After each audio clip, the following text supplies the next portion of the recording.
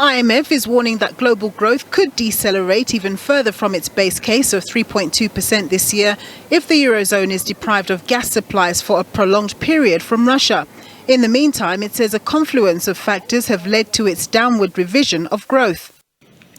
The world's three largest economies, the United States, China, and the euro area, are stalling, with important consequences for the global outlook. The risks to the outlook are overwhelmingly tilted to the downside. Let me mention a few of them. First, the war in Ukraine could lead to a sudden stop of European gas flows from Russia.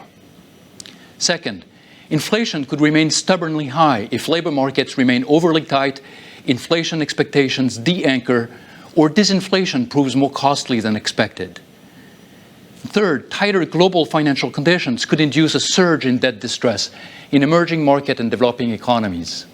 The IMF is strongly encouraging countries to address the general rise in inflation with higher interest rates. And while it admits that this will in turn curb growth as it squeezes economic actors, it says this is better than the prospect of longer-term out-of-control inflation. While there are calls to cushion segments of communities against the higher cost of living, the IMF also raises caution. There are calls, important calls, to support the most vulnerable, but I want to highlight most vulnerable part of the population that have been affected by the food and energy prices.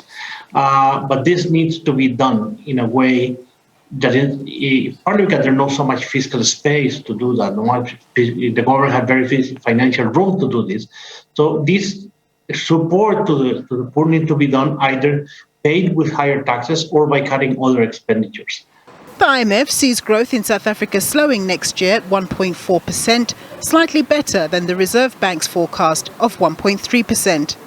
Nompumelelo Siziba, SABC News, Johannesburg.